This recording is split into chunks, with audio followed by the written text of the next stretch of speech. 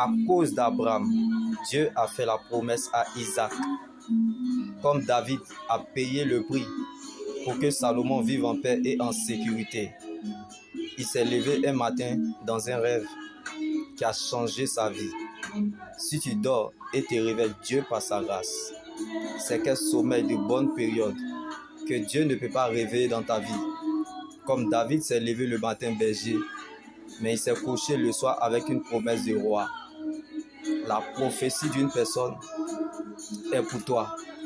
Comme Anne a reconnu ses limites, Dieu s'est donc souvenu d'elle.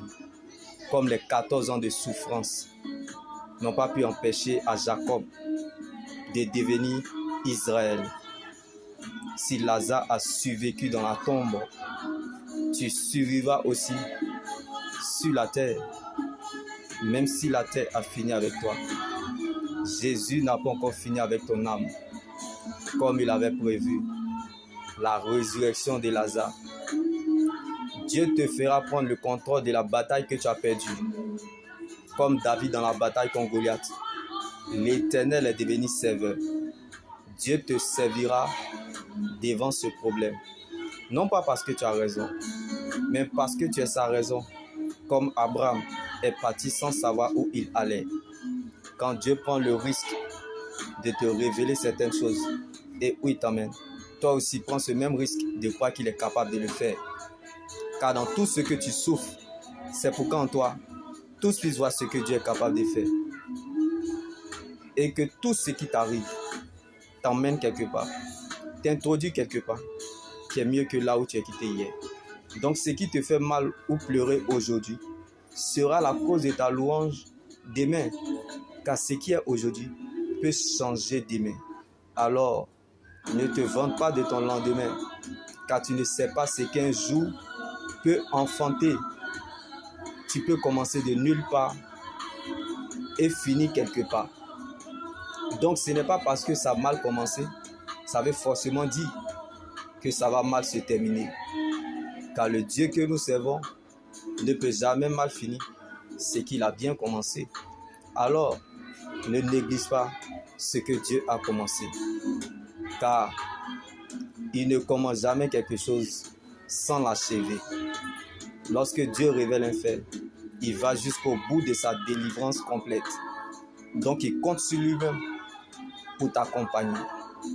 Car il ne peut jamais être la fin sans être le commencement. Parce qu'il ne peut jamais, bien aimé, revenir sur ce qu'il dit. Car il n'agit pas comme un homme. Donc il n'est pas un homme pour mentir, ni un pécheur pour se repentir, ni encore moins le Fils de l'homme pour revenir sur sa décision. Dieu veille sur sa parole et veille sur ses promesses.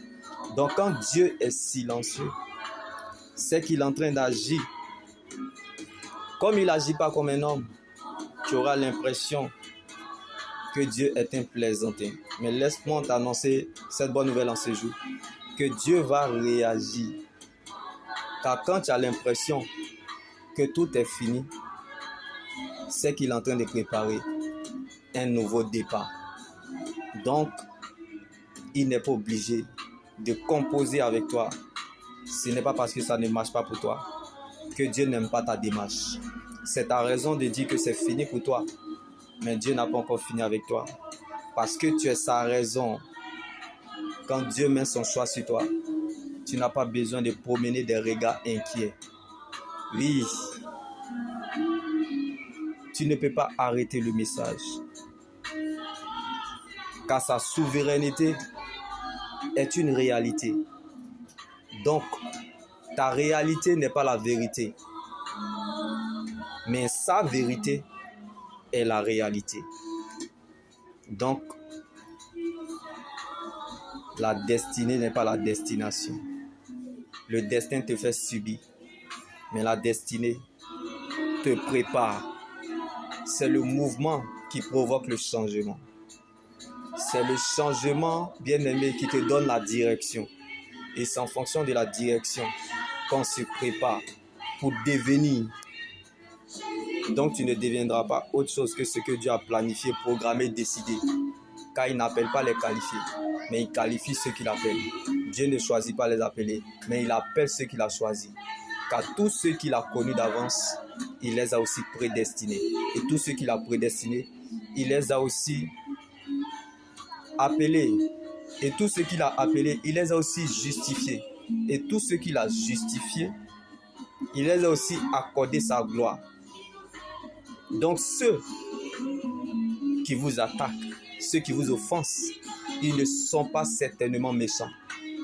Ils sont juste des instruments que Dieu utilise dans son laboratoire et dans son garage, dans le but de vous forger, de vous cuisiner, de vous préparer, de vous briser, de vous tailler en vous donnant la forme qu'il faut afin d'accéder à sa gloire.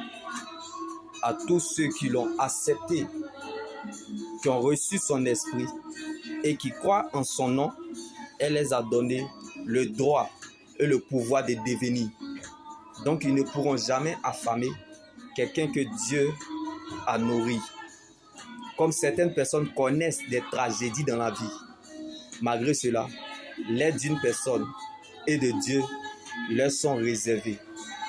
Car Dieu réserve toujours une heure pour les mépriser. Alors, ne courez jamais le risque de combattre ce que Dieu a élevé. Car accusation n'empêche pas élévation. Les jours d'élévation reviennent. Tu revivras tes meilleurs jours sur la terre. Car dans la vie, il y a des gens qui sont avalables. Tu es libre de les attaquer, mais faites très attention de leur alliance avec Dieu. Sinon, Dieu n'aura pas d'autre choix que de vous humilier. Alors ne courez jamais le risque de combattre ceux que Dieu a tirés de la douleur. Ceux qui ont tout perdu, qui ont tout laissé pour suivre Jésus, il faut être fou avec les zinzins. Car ce sont les fous qui iront au ciel, comme Abraham est parti sans savoir où il allait à cause de la foi. Vous ne pouvez pas suivre Jésus et ne pas vous attendre à l'inacceptable, à l'inexplicable et à l'incompréhension. Si vous décidez de suivre Jésus, vous devez vous attendre à souffrir injustement pour la cause de Christ et au déshonneur public, comme ils ont jeté le cadavre de Lazare, parce que Jésus n'était pas là. Ne sois pas étonné que les gens te négligent. Même si le Seigneur n'est encore rien dit, mais je sais que tu dois garder ce qu'il t'a dit. Il ne nous a pas promis une vie de facilité, mais il nous a donné sa présence est la chose la plus importante que Dieu donne à une personne. Alors, apprécie ce que Dieu t'a donné. Même si les vents sont contraires à tes yeux et que tu ne vois aucun signe avantageux jusqu'à présent, nous appelons la paix en décidant de rester calme dans le présent comme les disciples pendant la tempête. Car Jésus est dans ta barque. Celui qui te déclare juste est proche. Alors prends courage, fortifie-toi. Dieu vient à ta rencontre. Dieu t'aidera parce qu'il t'a vu comme les disciples pendant la tempête. Que les gens veuillent ou pas, la bénédiction repose sur vous. Comme Jésus dormait pendant la tempête, la bénédiction n'a pas d'adresse. Donc tu ne finiras pas là où tu es, car Dieu t'attend quelque part. Donc prépare-toi, car bientôt tu as un témoignage.